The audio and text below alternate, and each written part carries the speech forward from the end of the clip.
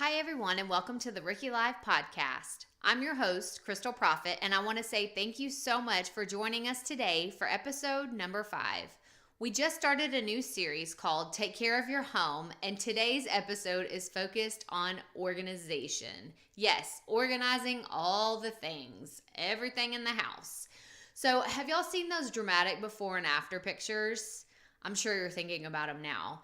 The ones where the closet, you can't even walk in, you can't even shove the door open, or the pantry where it seems like everything is going to collapse on you if you take one single tiny thing out. And then someone snaps their fingers and magically everything looks neat and tidy with everything in its place. Well, today I'm going to be interviewing someone who does just that regularly and has an absolute blast creating clarity out of chaos. Our guest is a certified professional organizer, and I've seen how dramatic some of her transformations can be. I cannot wait to share her story with you today. But if you're wondering what else we are about here at the Rookie Life, well, let me tell you. We focus on what it means to start something new, even when we have no idea where to begin, how to develop new skills in all areas of our lives, and how to find that it factor that'll keep us motivated every single day. So join us as we dive headfirst into what it means to be a rookie. Come on, rookies, we all have to start somewhere.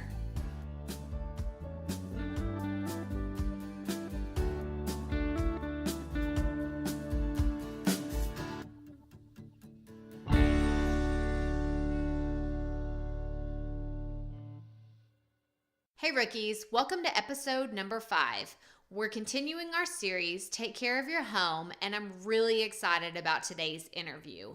I'm going to introduce you to my dear sweet friend, Liz Ensign, whom I've known for many, many years, and someone I've literally laughed with too many times to count. She recently started her own organizing company, Pretty Neat Professional Organizing, and she's really hit the ground running with it. But let me give you a little bit more of her background. She received her bachelor's degree in psychology from the University of North Texas in 2003, where she graduated first in her class out of the psychology majors that year. Pair that with over 15 years of professional experience ranging from marketing and web design to community mental health care, and she also has coursework from the National Association of Professional Organizers. She definitely knows how to deal with the ins and outs of getting a space in order, whether it's your home, your office, your garage, or even just a drawer in your bathroom. She puts every ounce of effort into making a space look better after she's done with it. I encourage you to go check out our previous episode on decluttering so you can be totally prepared when the time comes to do some serious organizing. Rookies, I'm so excited to jump straight into this interview that will hopefully give you the momentum, guidance, and encouragement you need to get your house in order once and for all. So without further ado, here is my interview with our pro organizer, Liz. Hey, Rookie Life Podcast. I am here with Liz Ensign, and I kind of just want to deep dive into the obvious question. How did you get started in personal organization? And I guess kind of just what's your story? If you could give us a snapshot of your business and your life, kind of how you got into what you're doing today. I started doing professional organization in 2015, and really I have to give the credit to my mother. She's really kind of how I started doing this work. I had gone over to her house, and every cabinet that I opened, or closet, or whatever drawer, I opened, it was totally full. I mean, just to the brim, and just stuff everywhere. And she couldn't find anything. And I was like, okay, mother, said, we have got to do something about this, because she doesn't throw things away and things accumulate. So anyways, I was just like, I'm going to start coming over here in the afternoons when I get off work, and we're going to like put a handle on all this. So, so I did. And, I mean, she was happy with it or whatever. Well, she goes to, a baby shower and sees another lady that she knew, and she would just was talking to her and saying, "Oh my gosh, you wouldn't believe what Liz did, at my house." Da, da, da. And the lady goes, "Can she come to my house like tomorrow?" And Yes. so, anyways, I mean, that's really how I got started. I organized for that lady, and then from there, another woman heard about what I was doing, and then I went and worked for her, and then I mean, so it's really just gone from there. So, but That's yeah, great. I always tell people this is the first job that I've had that I actually love. It's like it's not a drag, I guess you could say. I like to go to work. So Yeah, for sure. I mean, I think I've especially, found my when calling. yeah, for sure. When you're doing something that you love, it's not work to you. You're just having fun organizing people's stuff, Yeah, yeah, Well, that's yeah. great. It So is. that's a little bit how you got started.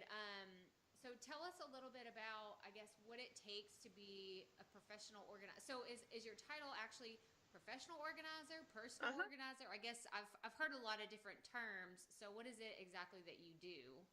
Yeah, no, I mean, my title would be professional organizer. I also work as a personal assistant too, uh, which is kind of like organizing, but more so of like oh, like business aspects of like home businesses and things like that. Mm-hmm. Helping people with yeah, I mean, more kind of like filing and scheduling, repairs and things like that, for them, stuff that they don't want to deal with. Yeah. They let me deal with it for them. So Yeah. but I'm mainly the organizing is my main focus. So Yeah. Okay. Well, I've kind of reached out to our Facebook group and asked them, like, hey, I'm going to be talking to someone whose specialty is organizing, and I know all of us could use help in some aspect in our houses, in our lives. So I have some real life scenario questions that I just kind of wanted to dive right into because some of these, yeah.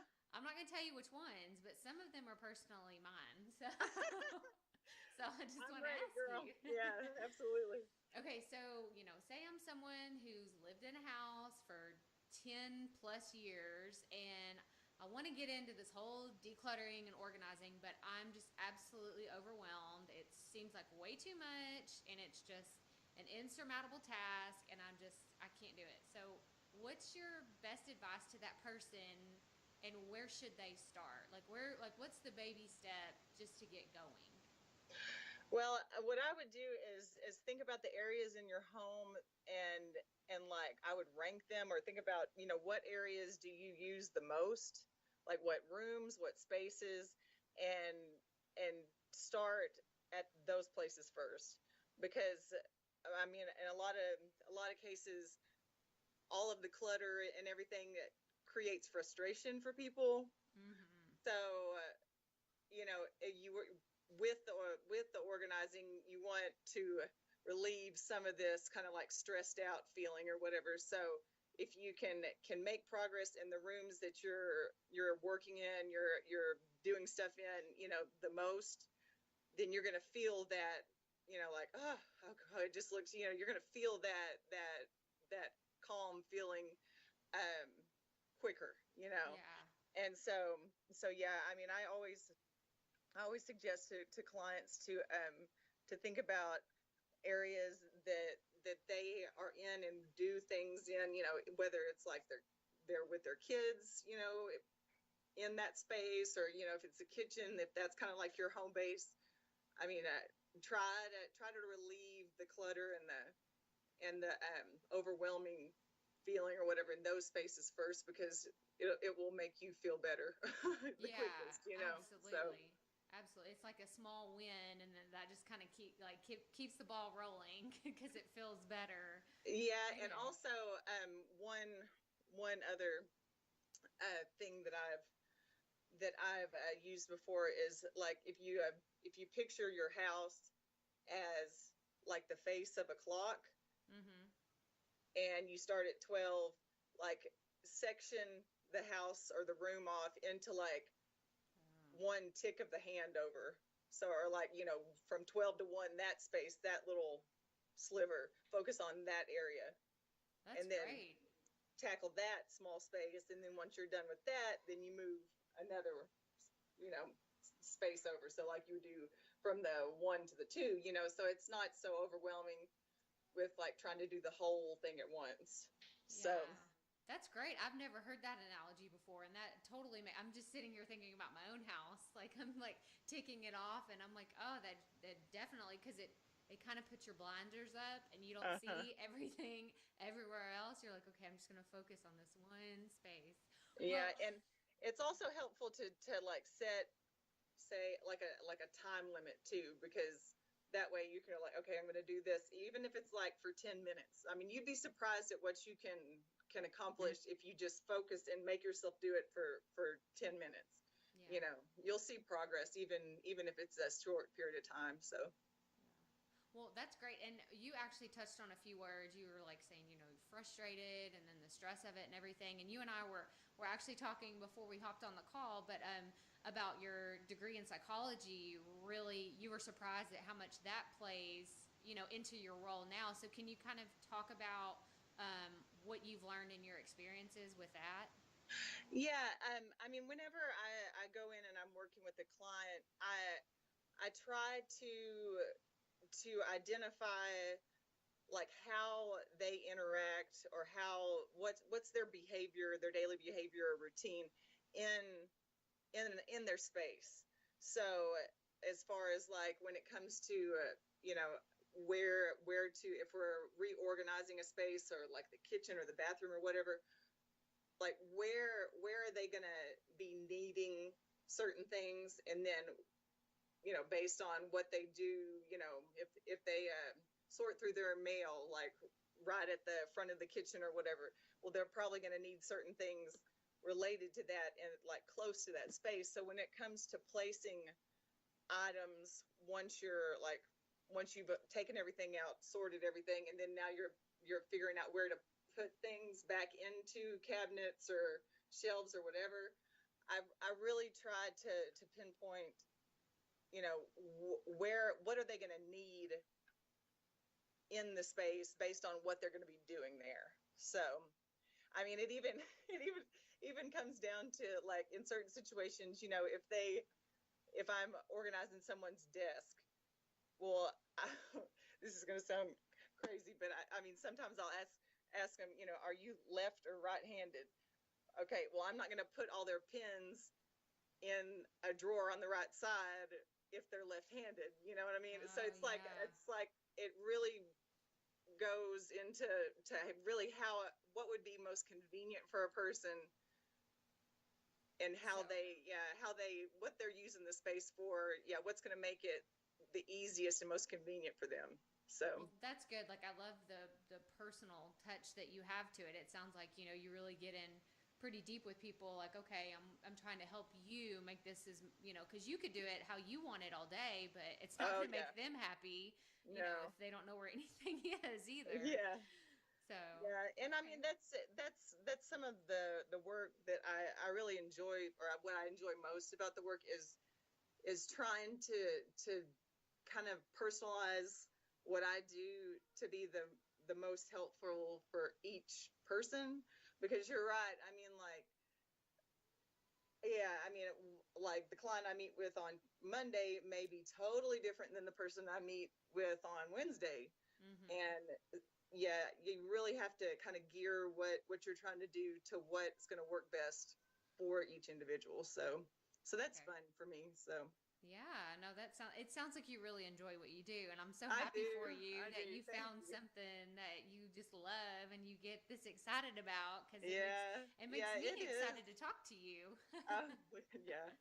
Yeah, no, I really enjoy it. So, Well, this is okay. I will call myself out on this one because this is something that is a personal example for me, but I'm sure it applies to more than just my realm of the world.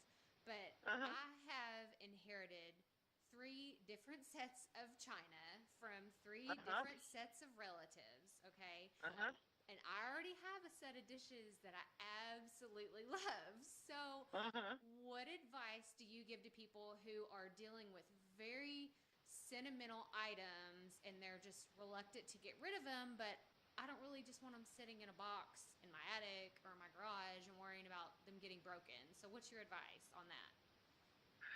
Well, I mean, specifically to dishes, um, the best thing, the best thing that you can do if you're wanting to store, like especially china, like fragile pieces, safely, is they actually make um, special like containers. They're fabric containers, but they're padded, Mm-hmm. that what like you put the dishes in and then they have separators in between, and then they all zip up, and that then you can take those and put them in either, whether it's in a closet or wherever, but wherever you put them, then I mean you can feel sure that they're not going to get broken or damaged or whatever.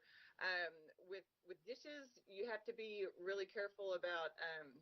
I mean, I would never put, especially like china, I would never store that in an attic or a garage, just because that's. I mean, I wouldn't want the heat Mm-hmm. to Yeah, in do Texas. Yeah. anything. It's like I'm real careful about that. But yeah, and those they I can't remember. I think they're called China protectors or whatever. But you can get them at Container Store. You can get them at Bed Bath and Beyond. I know that you can. There's a lot of places online, but if you're um, if you're looking for just something, if you're going to be stacking a lot of dishes, especially plates or bowls, one thing that you can use if you don't have access to those storage cases, are coffee filters. Oh, If you that's a good take idea. if you take like just the normal regular standard size coffee filters, I usually use about like two to three, all like together. Like Mm-hmm. put that in between each dish, and that will separate it enough and give it that protection to where they won't chip or anything like that. But yeah, coffee filters work really well Well, that's for good. that. Yeah. So We've moved so much, and I think I still have one in a box. But our attic, I will say, it's temperature controlled. So I'm like, okay. I was yes, like, it's up there, but it's not hot. But yeah, no, still, I want to like figure out something, a way to creatively use it, or, I don't know. I got to figure something out with that. So, well, yeah, okay. My next question uh is, huh, if we have, okay, I'm sure I'm not the only one that does this, but someone calls you and says, "Hey, I'm heading over. I'll be there in 10 minutes," and so you're like, "Oh man, my house is a wreck. It's crazy." So you start gathering stuff, and I personally shove it all into one closet, and then I'm like, I forget about it, and then a week hmm later, I open the door, and I'm like, "Oh my gosh!" So say I've organized my whole house, I've done the decluttering and everything, but how do you keep from the clutter kind of creeping back into your life slowly? I'm sure it's, not having bad habits like that, but, what's your advice for, just kind of keeping a balance with kids and just craziness going on? yeah. I mean, really, like to keep the things. Oh gosh, let's see. The best thing really that you can do is set aside a time each day to where, whether if something's out that needs to be picked up or whatever, like use that time to kind of get things back into shape. Okay. Now, I will say this: it's not the easiest habit to get into. And I mean, I will honestly say that applies to myself. I mean, I'm not immune to this, so Mm-hmm. but really, like you have to kind of train yourself to kind of wrap things up or put things back in the place, like pretty consistently, because otherwise if you wait too long, then it's going to get too much and you're going to be overwhelmed, and then you're just like, oh, I don't want to deal with it. And then the more you kind of let stuff remain kind of unkept, it's going to get worse, especially with kids. um Yes. yeah, kids are wonderful, and they're yeah, love kids. But I mean, I will say that most of the people that I work with, they deal with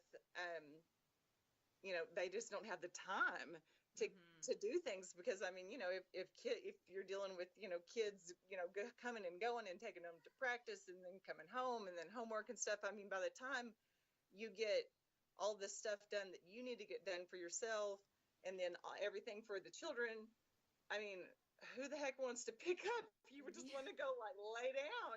So Yes. I mean, it's and I mean, so that in those cases, it would be like really trying to think of, okay, when do I have like 5 minutes to where the kids are they're occupied, they're doing their own thing, and I'm not just totally worn out, you know, that I could take that time to, just kind of pick up, put things back where they need to be, and kind of keep up with the organizing and stuff like that during those little pockets of time. And I mean, and it doesn't have to be big, you know, big pieces of time that you're dealing with. I mean, just 5 minutes here, 5 minutes there, just kind of keep up with keeping things picked up and then put where they need to be or whatever.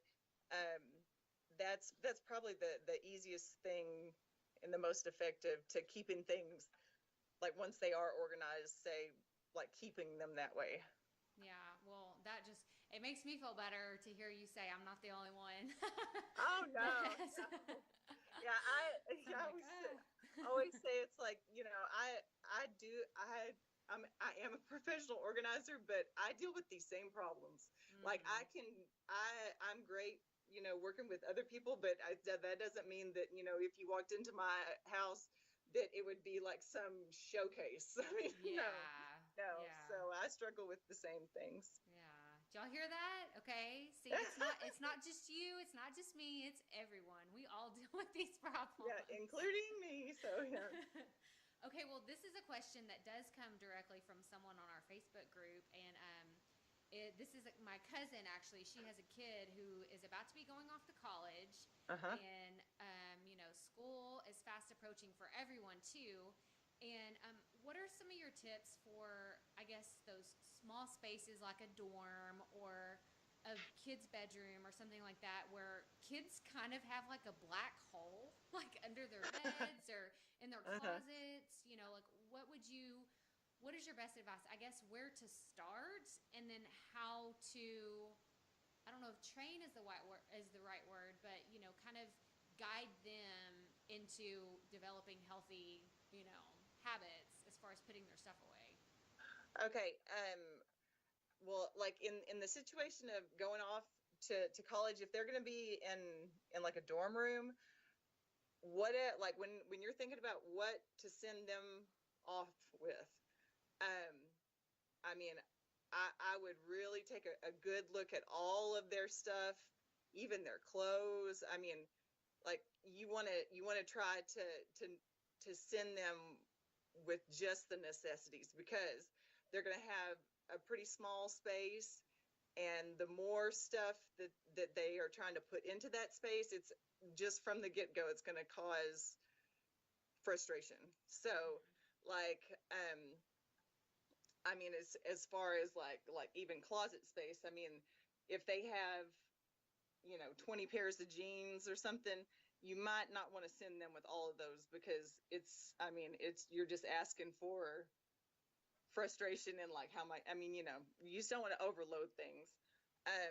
And then as far as like, oh gosh, I mean, as far as like looking for creative places to store things, I mean, I would go into that dorm room and look at any place that has like open space. So like under the beds, if there's space under the beds, I would get the oh gosh, containers that have the pull out drawers, and I would line the whole under the bed space with those containers with the drawers they could pull out the whole length of the bed, and then use that space above the like if there's a shelf above their closet space.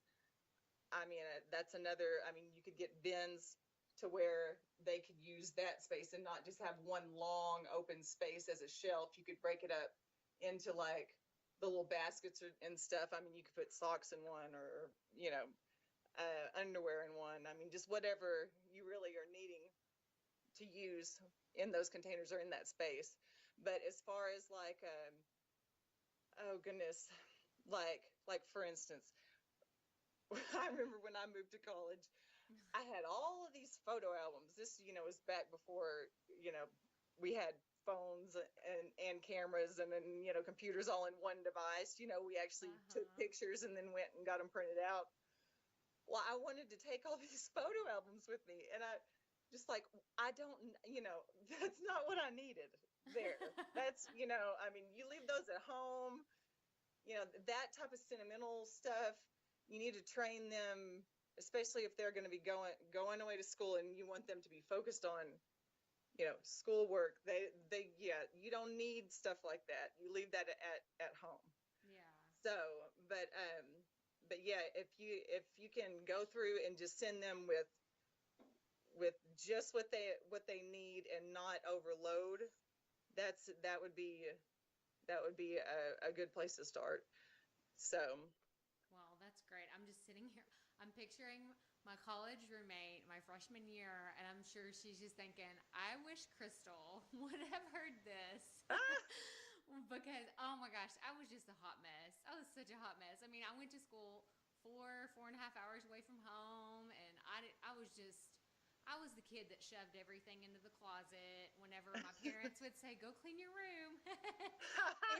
And like I've always been that person up until honestly like 5 or 6 years ago. That's still kind of how I clean, and then I finally like realized how to do all this stuff. And it's a practice, and uh-huh, it does get easier once you kind of get into your own rhythm and you know what you're doing, and just the number one thing that I was always taught is everything just needs a space. yep, Like mm-hmm, one thing, it's got to have a place. Like if it doesn't have a space, get rid of it, or find yep, put it in the attic, put it somewhere you don't have to see it every day, but just give something a space.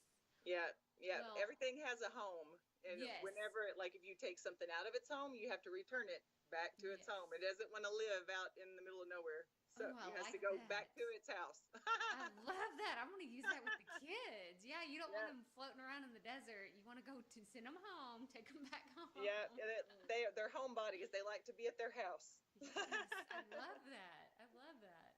Well, okay, so we're going to move into the next segment of the interview, and that's what I'm calling the keeping it real questions. So, and these Okay. are, they're not super crazy or anything. They're just kind of just a few fun questions that we ask all of our guests. So, our Okay. first one is, what motivates you on days when things are super tough? And I always use the same metaphor with everyone. So, you're running late, you spilled coffee on your pants, like everything's just kind of gone haywire. So, what motivates you to keep going? Oh gosh, on a day like well, I don't know. What in a situation like that, if I'm running late, I've spilt the coffee and all that stuff. Before, like when I arrive at the person's house, I try to take a minute and just like, find my Zen place, because I try to remind myself that, okay, I'm showing up at a person's house as a professional organizer. It's not going to be good if the organizer shows up and is like, "Oh my gosh, I'm so sorry." I'm like, Yeah. blah, blah, blah. It's all flustered. That's not the Yes. impression you want to make, Liz. So I try to keep that in mind. It's like, okay, you just have to shake this off, Liz. Yeah. And get it together. So that's how I deal with kind of like the frustration before I get to work. Now, when I'm at work, um, if I am in a situation and I'm working and it's very frustrating, the a common frustration that I deal with is, I guess I guess if there's like, I don't whenever I'm working with someone, I don't make them I'm not pushy when it comes to Mm, throwing things away. I mm-hmm. feel like I mean, if they want to throw things away, I mean, I'll help them do that. If they want to keep everything, I'm fine with that too. But there comes certain situations where you have way too much stuff and you're trying to find a way to fit it in a very confined space. Mm-hmm. And in those situations, like I mean, and I've been I've been there. Oh my gosh. And I'm just thinking to myself, okay, how in the world is this going to work? And I just tell myself, there is a way. There is a way that I can fit. I mean, like there, yeah. No is not is not an option. Like I have to figure out how to get all of this stuff in this space securely and like for it to look pleasant, whenever the finished product is done. So Yeah. I mean, with that mindset, I just tell myself, like, you've got to do it. Like there is no there is no other option. So, and I mean, really, like some of the most I guess some of the work that I'm most proud of has come out of situations like that, like where I've been in the trenches going, oh my gosh. I was like, but then at the end, oh my gosh, I'll be so happy. I'm just like, because I Yes. look at it, I'm just like, oh, I did you it. I know. survived. Yeah, yeah. And so, and really, I mean, like in those moments, seeing the client's reaction whenever everything is done is extremely rewarding to me as well, because I mean, really, Yes. like I don't know, I just get a lot of personal gratification and reward, like knowing that I've been able to help them, feel at ease and know where their things are at, and I mean, it just makes me very happy. So Yes. Well, that's good. Like I said, I'm so happy for you that you found something that makes you so happy. But yeah, yeah. well, my next question is, do you consider yourself a perfectionist? Oh goodness. Well, okay. I mean, yeah. I mean, I've come to realize that I am. And I mean, and oh gosh, I hear my sister's voice in my head, like right now. I heard saying, "Liz, OCD." Oh my gosh, But I mean, I think you kind of have to be in the type of work that I do, because I mean, I don't know, like as far as like the quality of work and that I produce, I feel like it's extremely important for it to be the best and the most helpful to that person that I can possibly do, because they're paying me to do this. I mean, this isn't like I'm coming over and saying, "Oh, I'll help you fold some clothes." I mean, these people are paying money to have a professional Yeah. come in and provide them with the service. So that, I mean, that to me, I'm very driven to make it the absolute best. Even, I mean, it sounds silly, but it's like if I'm folding sheets, when those sheets are done, boy, they're gonna look like they're out of the magazine. You know Yes. what I mean? Those are going to be the So best folded sheets ever. yeah, yeah, just whatever it is. I mean, like, because I feel like that's important, because it, like, again, it's like they're paying me to do this, so it's like Yes. I have to keep it at that level, I guess. Yeah. So Well, that's good. And yeah, like you said, I think that that takes a certain type of personality to achieve that kind of level of, visually just organized too, because I can't imagine someone being the opposite, who doesn't consider themselves a perfectionist, thinking like, oh, it's good enough, like, yeah, yeah, no, like, that mindset does not exist in Liz's world. yeah, Yeah. yeah, exactly. Okay, well, speaking of that, so, kind of on the advice and, being a perfectionist and how you kind of see yourself, my next question is, what's the best advice you would give to your younger self? Oh my. Um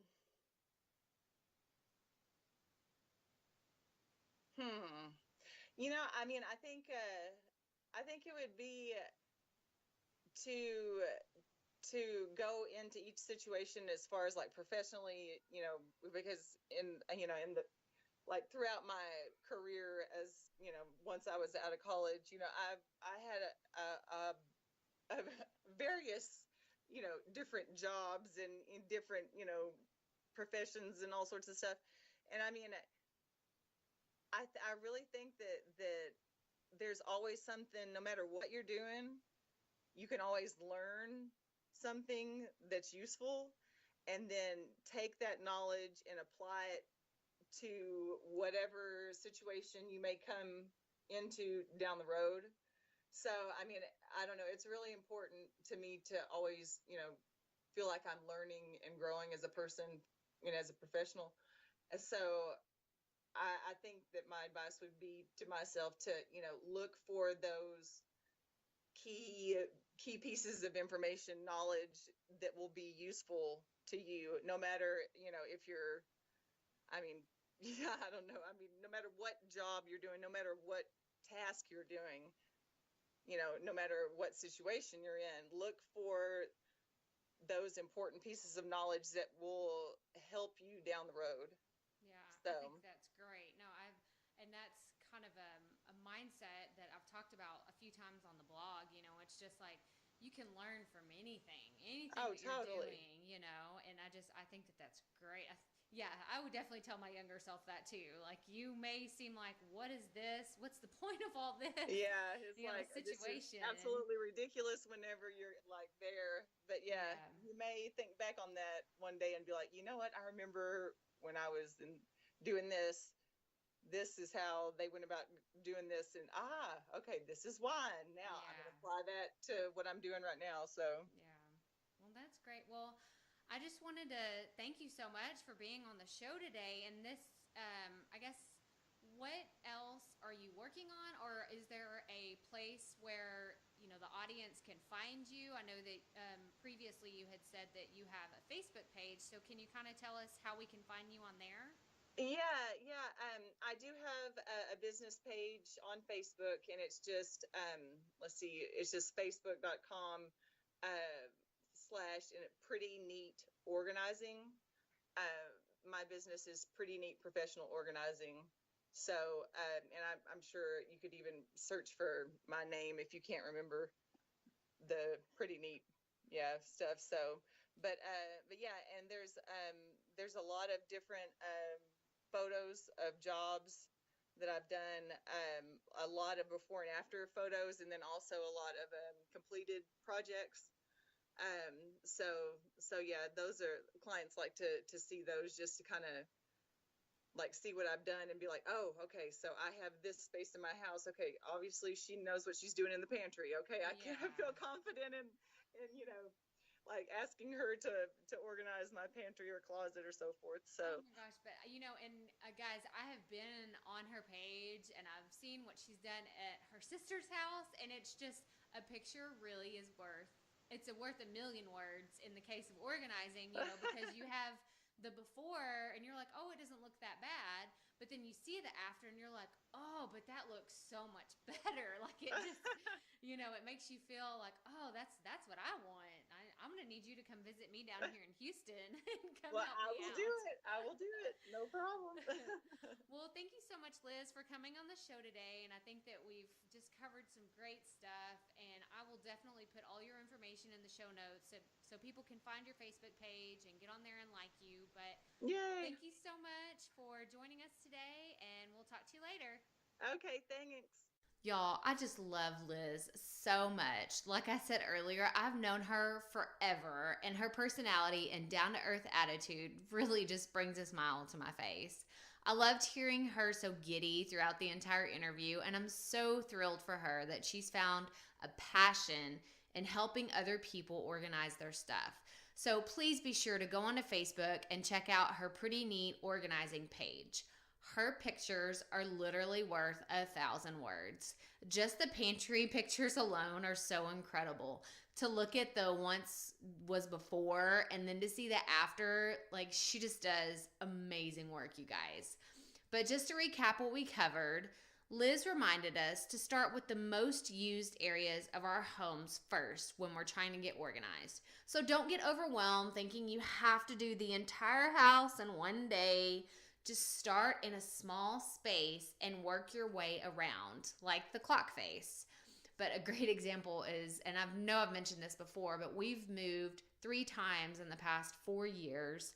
And every time, my priority has always been we're getting the kitchen and the pantry organized first, and the master bedroom. We just need a place to eat and a place to sleep. Everything else can wait. All the toys can wait, the garage can wait, just all that other stuff is just not as important. So start with one space at a time. But we also talked about the psychology of interacting with our spaces and how our behaviors play such a big role in our homes. She also helped us, or should I say me, figure out what to do with those sentimental items we just hold so dear to our hearts. And I'm glad that I have an action plan and another thing that I need to add on my to-do list. I've got to get that china taken care of. But the number one takeaway was when Liz taught us that the act of organizing is mostly creating habits of putting things away every single day. So take a few minutes, even if it's only 5 to 10 every day, to put things back to where they belong. Put things back in their homes. They're homebodies and they like to be at home. I'm totally going to tell my kids that. Don't let them go wandering out in no man's land. But y'all, this was so much fun. Feel free to jump over to crystalprofit.com. That's Crystal with a K, Profit with 2 F's and 2 T's, and check out the show notes for what we discussed today. And there's going to be the links for Liz's Facebook page. I'm so happy you joined us here today for the Rookie Life podcast. Be sure to subscribe to the show so you don't miss any future episodes. There are some other really exciting things around the corner, and I cannot wait to share them with you. But also, feel free to rate and review the show. I'm going to be choosing random reviewers to receive some cool Rookie Life merchandise, and I don't want you to miss out on the opportunity to get some really cool stuff. But that about does it for episode number 5. Stay tuned for next week's show, and remember, keep it up, rookies. We all have to start somewhere.